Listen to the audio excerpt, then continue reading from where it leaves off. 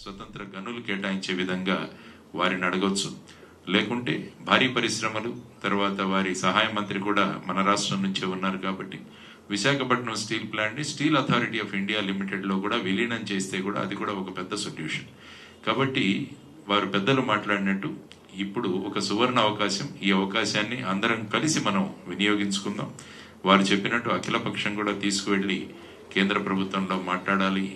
అవసరం వస్తే అందరం కలిసి వెళదాం. ఎప్పుడైతే సంయుక్తంగా వెళతామో, అందరం కలిసి వెళతామో, ఆ విధానాలు కూడా బ్రహ్మాండంగా మనం ప్రజెంట్ చేయవచ్చు.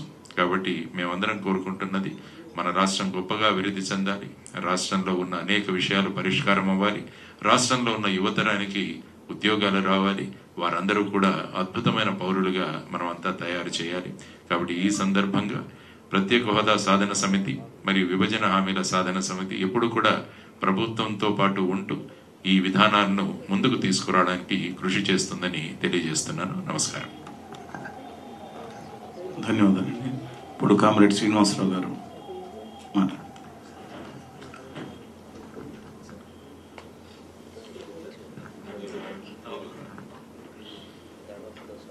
మిత్రులారా, పెద్దలందరూ చెప్పినట్లుగా ఈరోజు ప్రత్యేక హోదా అనేది ఒక సజీవమైనటువంటి సమస్య.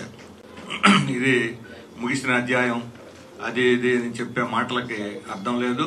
కేంద్రంలో బీజేపీ ప్రభుత్వం సావు దెబ్బతిన్నటువంటి నేపథ్యంలో జేడీయూ, తెలుగుదేశం పార్టీల మీద ఆధారపడి ఈరోజు అక్కడ ప్రభుత్వం నడుస్తున్నది.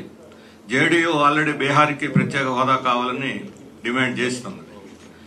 కాబట్టి ఆంధ్రప్రదేశ్ కూడా ఈ ప్రత్యేక హోదా డిమాండ్ ముందుకు తీసుకొచ్చి కేంద్రం మీద ఒత్తిడి తెచ్చి మన రాష్ట్ర అభివృద్ధికి తోడ్పడాల్సిన అవసరం ఉంది. అందుకు మనందరం కలిసి ఒక ఉమ్మడి అభిప్రాయానికి వచ్చినట్లుగానే అఖిలపక్షాన్ని, అంటే ఈ రాష్ట్ర ప్రజల 5 కోట్ల మంది ప్రజలకి ప్రాతినిధ్యం వహించేటువంటి ఒక డిమాండ్గా అఖిలపక్ష ప్రతినిధి వర్గాన్ని ఢిల్లీ తీసుకుపోయి ఈ కోరికని మరలా తిరిగి సజీవంగా ఢిల్లీ వీధుల్లో నిలబెట్టాల్సిన అవసరం ఉంది, తేల్చుకోవాల్సినటువంటి అవసరం ఉంది.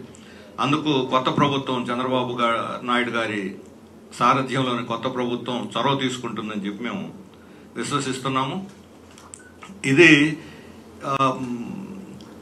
ప్రత్యేక హోదా అనేదాన్ని ఒక ప్రయారిటీలో పెట్టుకోవాలి. ఇప్పుడు ఎట్లయితే రాజధాని, పోలవరం ఇవి ఉన్నాయో, మన ప్రత్యేక హోదాని, విభజన హామీలని, విశాఖ స్టీల్ పరిరక్షణ, ఈ అంశాలను కూడా మనం దీంట్లో ప్రాధాన్యతలో, రాష్ట్ర ప్రభుత్వం యొక్క ప్రాధాన్యతల్లో పెట్టుకోవాలని కోరుతున్నాము.